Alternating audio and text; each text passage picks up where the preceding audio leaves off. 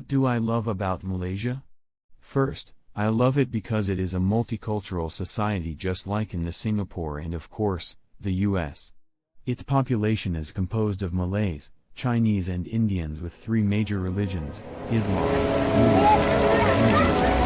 Of course, there are Christians too. Because of this, it feels like being in three countries at the same time. And that's why its tourists slowly visit Malaysia. With this mixture of different cultures, it means they have choices of three different cuisines, Malay, Chinese and Indian food. In addition, they also have Western food, Middle Eastern food and other Asian food such as Korean and Japanese food. And you can tell that they respect each other's religion since sometimes the mosque, the Buddhist temple and the Hindu temple are right next to each other. Based on my observation, they seem to get along fine, but I read they do have some race problems too, but hopefully it is not as bad as in the US. What else do I love about Malaysia? Second, I guess, its infrastructure. For example, its public transportation is quite good. Almost as good as Hong Kong. Its subway trains, elevated trains and monorail are quite impressive. Though I have never tried using the city bus system in Kuala Lumpur, I did use it in Penang Island, and it was quite easy. And I know that some of the buses are free. Not sure for foreigners, but at least for Malaysians. As for taking the bus from one city to another, it is quite easy, and the bus terminals are like airports with gates and timetable boards for all the bus departures and arrivals. As for the bus themselves, they are very comfortable with an air conditioner which they tend to operate at very low temperatures. As for the taxi, I've never taken them, but I've taken Grab, which is the Uber of Southeast Asia. Actually Grab originated from here. Definitely it is the best. I just love it, and the price is quite reasonable. In addition, you can order food through Grab, which I did while I was in a lockdown in Penang, another city in Malaysia, for more than 3 months. Also in addition, you can use it to pay some stuff such as at a convenience store, restaurant or a cafe.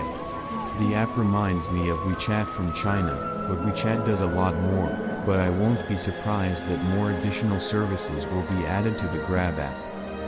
Third, being a foodie, I definitely love to eat different kinds of food and to try new ones all the time, so as I just mentioned, with this mix of different cultures, you get the best of everything. If I compare Malaysia to China, in China, Chinese food are of course everywhere, and other kinds of food are only in selected places such as the shopping mall or certain districts, but of course, China is a big country, so even Chinese food are different from each other. There are Sichuan-style restaurants, Hangzhou-style restaurants, Beijing-style restaurants. These different kinds of Chinese food come from different parts of China. Sorry to digress, but my point is in Malaysia, Indian restaurants, Chinese restaurants and Malay restaurants are all over the place, and most of the time, they are right next to each other. And I think, for me, that's a good thing. And of course, there are other kinds of food too such as Japanese food, Korean food and Western food, but you just have to find them, and most of them are at a shopping mall or certain districts too. And I just love that a lot of regular restaurants here are open air. It reminds me of Vietnamese restaurants which are mostly open air. Fourth, most Malaysians can speak very good English, so it is easy to communicate with the people here.